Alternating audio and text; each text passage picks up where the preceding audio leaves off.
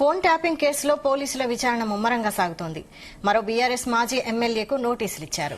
కల్వకుర్తి మాజీ MLA Jaipal Yadav phone tapping కేసులో విచారణకు హాజరయ్యారు. జూబ్లీహిల్స్ ఏసీపీ ఎదుట జైపాల్ యాదవ్ స్టేట్మెంట్ రికార్డు చేస్తున్నారు పోలీసులు. ఇప్పటికే ఫోన్ ట్యాపింగ్ కేసులో మాజీ ఎమ్మెల్యే చిరుమర్తి లంగేను పోలీసులు విచారించారు.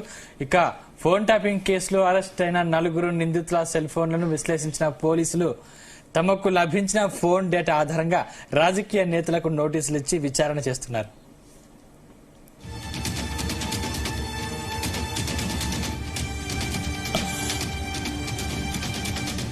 రైట్, ఈ దానికి సంబంధించిన మరింత సమాచారం మా క్రైమ్ బ్యూరో చీఫ్ రవితేజ అందిస్తారు. రవితేజ,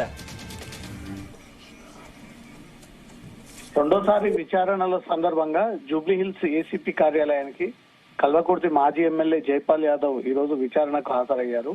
మొన్న నకరేకల్ మాజీ ఎమ్మెల్యే చిరుమర్తి లింగయ్య హాజరు కాగా 2-3 గంటల పాటు అతన్ని విచారించి అతని దగ్గర నుంచి ఇన్ఫర్మేషన్ అంతా కూడా వీళ్ళు వీడియోగ్రఫీ రూపంలో అంతా వాంగ్మూలాన్ని ఎక్కడికక్కడే రికార్డ్ చేసుకుని అవన్నీ కూడా అధికారులు కోర్టులో ప్రొడ్యూస్ చేయనున్నారు.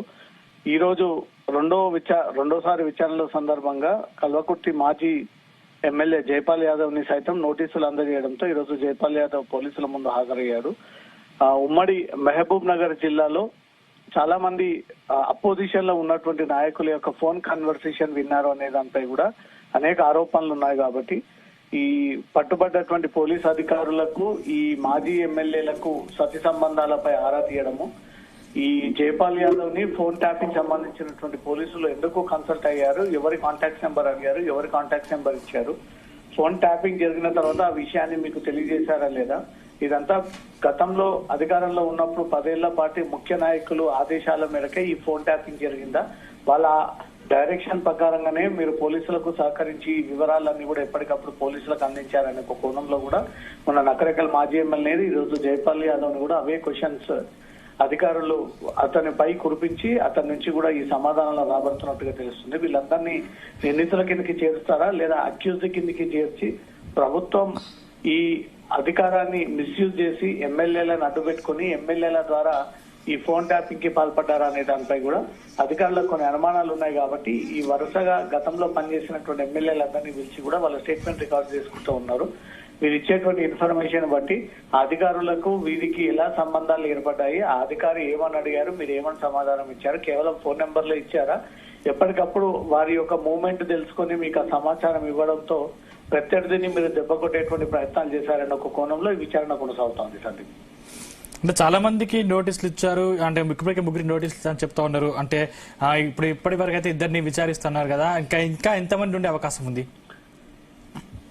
అన్ని నియోజకవర్గాల్లో 10 ఏళ్ల పాటు అధికారంలో ఉన్నటువంటి బీఆర్ఎస్ మాజీ ఎమ్మెల్యేలందరికీ నోటీసులు ఇచ్చేటువంటి ఆలోచనలు పోలీసులు ఉన్నారు. ముఖ్యంగా ఉమ్మడి నల్గొండ, మహబూబ్ నగర్, రంగారెడ్డి, హైదరాబాద్ కి చెందినటువంటి నాయకులే ఎక్కువగా సిటీకి ఆనుకొని ఉన్నటువంటి ప్రాంగణం కాబట్టి వీటిపైన ఫోకస్ పెట్టి ఈ ఏరియాలలో బీఆర్ఎస్ ఓడిపోకూడదు అంటే ప్రత్యర్థులు చేసేటువంటి ప్రతి మూవ్మెంట్ ని పసిగట్టి ఎప్పటికప్పుడు వాళ్ళ కన్వర్సేషన్స్ విని వారికి వచ్చేటువంటి డబ్బులు కానీ వారి వెంట తిరిగేటువంటి అనుచరులు కానీ ఇంకా ఏవైనా వీళ్ళు సెటిల్మెంట్స్ లో ఇన్వాల్వ్ అయి ఉండడము, ఇతర లావాదేవీలకు వీరు రాకపోకలకు సంబంధించి ప్రతిదీ తెలుసుకొని వారు దెబ్బ కొట్టేటువంటి ప్రయత్నంలో భాగంగా ఈ ఎమ్మెల్యేలను ఉపయోగించుకొని దాని ద్వారా పోలీసులు అలర్ట్ అయ్యి ప్రత్యర్థులని ఎప్పటికప్పుడు కేసులు పెట్టడము, వాళ్ళు తీసుకొచ్చేటువంటి ప్రతి నిమిషాన్ని వీళ్ళు రైడ్ చేయడము, వారికి ఉన్నటువంటి ఆస్తులన్నీ సీజ్ చేయడం, వాళ్ళు తీసుకొచ్చేటువంటి డబ్బులన్నీ సీజ్ చేయడము, తిరిగి బ్లాక్ మెయిలింగ్ ఎక్స్టార్షన్ కి పాల్పడ్డారన్నదే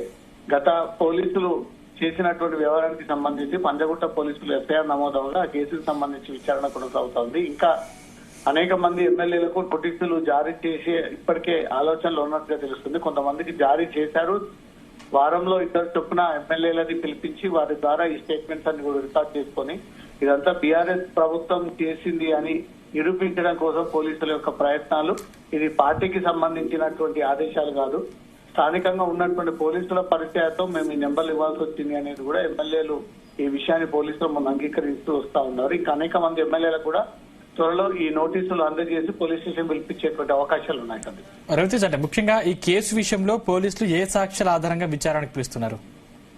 వీళ్ళు ఫోన్ ట్యాపింగ్ కి పాల్పడాలనే దానిపై కూడా టెక్నికల్ సైంటిఫిక్ ఎవిడెన్స్ అంతా కూడా పోలీసులు దీన్ని డిస్ట్రాయ్ చేయడము, ఎలాంటి ఆనవాళ్లు దొరకకుండా దాన్ని రీట్రైవ్ చేసినా సరే దాంట్లో ఉన్నటువంటి డేటా బయటికి రాకుండా పకడ్బందీగా ప్లానింగ్ ప్రకారంగా గత పోలీసులు ఇంటెలిజెన్స్ అధికారులు ఈ రకంగా మూవ్మెంట్ చేశారు కాబట్టి ఇప్పుడు దానికి వ్యక్తుల సాక్ష్యాధారాల అవసరము. గతంలో పనిచేసినటువంటి బీఆర్ఎస్ నాయకులే ఈ జిల్లాలో గాని ఈ కాన్స్టిట్యున్సీలో గాని బలమైనటువంటి నాయకులకు మనతో పాటు సమానంగా పోటీకి వచ్చేటువంటి వ్యక్తులు వీళ్ళే అంటూ కూడా వాళ్ళ నెంబర్లను పోలీసులకు ఇచ్చి పోలీసుల ద్వారా ఫోన్ ట్యాపింగ్ కి పాల్పడి వాళ్ళ ప్రతి మూమెంట్ తెలుసుకొని వాళ్ళని ఏదో రకంగా ఆర్థిక పరంగా గానీ ఫ్యామిలీ పరంగా గానీ లేదా రాజకీయ పరంగా గానీ దెబ్బకొట్టేటువంటి ప్రయత్నాల్లో ఎత్తుగడ్డలు వేసి ఈ ప్రయత్నాలు చేశారన్నట్టుగా కూడా గతంలో ఈ అభియోగాలు ఉన్నాయి. కాబట్టి దానికోసమే ఈ జిల్లాలో గానీ కాన్స్టిట్యున్సీలో గానీ మీరు ఎవరు ఫోన్ నెంబర్లు ఇచ్చారు, ప్రభుత్వం ఏదైనా అప్పుడు ఆదేశిస్తే మీరు ఈ రకంగా వివరించారా, లేదు పోలీసులను మీరే పర్సనల్ గా రిక్వెస్ట్ తీసుకొని